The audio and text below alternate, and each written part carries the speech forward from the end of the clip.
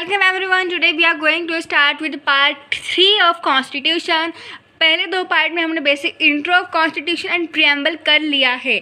आज हम करेंगे स्टार्टिंग विद द आर्टिकल्स. आपको बता दूं कॉन्स्टिट्यूशन बनता है आर्टिकल्स, स्केड्यूल्स एंड पार्ट्स. ये मैंने थोड़ी 395 आर्टिकल्स थे एज ओरिजिनल, स्केड्यूल्स 12 और पार्ट्स 22. अब हम थोड़ा बेसिक इंट्रो देख लेते हैं आर्टिकल के बारे में.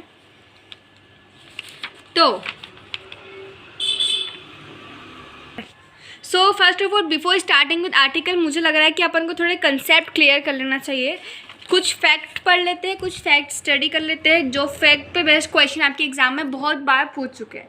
तो सबसे पहला फैक्ट ये है कि इट ऑलवेज कम्स क्वेश्चन कि जो इंडिया है वो कौन सा फॉर्म ऑफ गवर्नमेंट फॉलो करती है, मतलब कौन सा form of government structure follow करती है, मतलब इंडिया का फॉर्म कौन सा है. मतलब आंसर है क्या यूनिटरी है या फेडरल है. कौन सा फॉर्म है, फेडरल है यूनिटरी है. Okay, this is the always question आया था कि इंडिया कौन सा फॉर्म फॉलो करती है, यूनिटरी फॉर्म ऑफ गवर्नमेंट और federal form of government. Unitary का आपको मैं बता देती हूँ, इसके अंदर centre is strong plus very powerful. अब ऑब्वियस बात है कि अगर सेंटर स्ट्रॉन्ग है और पावरफुल है तो he is the only one king, he is going to rule all over the nation. पूरे नेशन में सेंटर ही रूल करने वाला है. हाउएवर अगर वहाँ पर स्टेट गवर्नमेंट है, लोकल गवर्नमेंट है, उनके कोई मायने नहीं रहते. कहाँ पर नहीं रहते, यूनिटरी गवर्नमेंट में, यूनिटरी फॉर्म में सेंटर को बहुत ज़्यादा पावर दे दी जाती है and it is a very strong and powerful form government. और फेडरल की बात करी जाए तो फेडरल स्ट्रक्चर होता है, फेडरल में जो पावर रहती है, power divided between state like MP, UP, Gujarat and state and country, या फिर स्टेट एंड सेंटर. तो फेडरल के अंदर पावर का डिवीजन हो जाता है. There is a division of power, तो दिस इज द, मैं आपको डेफिनेशन बता दी है, फेडरल और यूनिटरी. क्वेश्चन है कि इंडिया क्या है, इंडिया है इन दोनों का mixture. Getting my point. India time आने पर यूनिटरी बन जाता है और मोस्टली फेडरल रहता है. सो दिस इज क्वेश्चन कि ये कौन सी बात हुई. This is exactly the definition. According to our country's constitution maker, they were very great. उन्होंने सोचा था कि जिस हिसाब से इंडिया कंट्री है, जिस हिसाब से इंडिया की जो डिमांड है, वो डिमांड है कि there had to be unitary plus federal government. हम ना ही फेडरल इंडिया के लिए दे सकते हैं, ना ही यूनिटरी को छोड़ सकते हैं. मतलब there had to be the coordination between them. और इसी कोऑर्डिनेशन को unitary plus federal form of government को कहा जाता है क्वासी फेडरल मतलब आधा आधा. ये मैं बस इतना ही मुझे आपको बताना था कि unitary plus federal form equal to quasi federal है अपनी इंडिया. बाकी मैं आपको इतना नहीं बता दी. बाकी the thing is I want my student to be clear, मतलब I don't want they have any doubt. मैं साफ फैक्ट बता देती, मेरे पास लिखा हुआ था कि इंडिया इज क्वासी फेडरल. बाकी I want a detail understanding to all you my friends. Okay, so तो हमारा India according to our condition, according to atmosphere of India's people and India's ethnic variation, हमारे constitution maker ने बोला था कि there had to be unitary plus federal form of government. उसे कहते हैं क्वासी फेडरल. तो हमारा इंडिया है क्वासी फेडरल, मतलब आधा इसका आधा उसका, मतलब आधा फेडरल आधा यूनिटरी. हाउएवर ये क्वेश्चन अब आएगा कि ये जो वर्ड है ना क्वासी फेडरल, किसने बोला है, किसने कहा है क्वासी फेडरल. तो इसका आंसर है, ये दो बहुत बार पूछा जा चुका है क्लैट के अंदर, है केसी वेहरेव.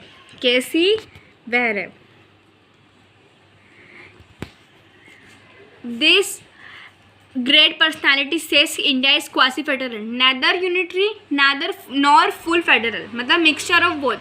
कैसे वेहरे ने बोला इंडिया इज क्वासी फेडरल. तो ये बस इतना सा फैक्ट था जो मैं आपको चाहती थी कि आप एक बार रिमेंबर रखें, because it is a very important for you guys. और अपन कुछ फैक्ट पे बात कर रहे हैं आज. तो अगर अपने कॉन्स्टिट्यूशन ने, इंडियन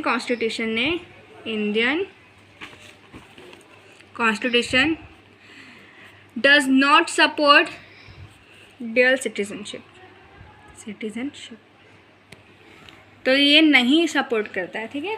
मतलब इंडिया के अंदर ओनली सिंगल एक ही सिटीजनशिप रहती है और वो रहती है नेशन की। मतलब ऐसा नहीं है कि एमपी की सिटीजनशिप अलग है और इंडिया की सिटीजनशिप अलग है, महाराष्ट्र की अलग है, इंडिया की अलग है। No, we all are Indians, this is single national citizenship. तो ये आपको मैं कंसेप्ट बताना चाह रही थी। और एक और कंसेप्ट है, हमारे कॉन्स्टिट्यूशन ने इंडिया को डिक्लेयर कर रखा है सेक्युलर स्टेट। हमारे कॉन्स्टिट्यूशन ने बोला है कि इंडिया इज सेक्युलर स्टेट।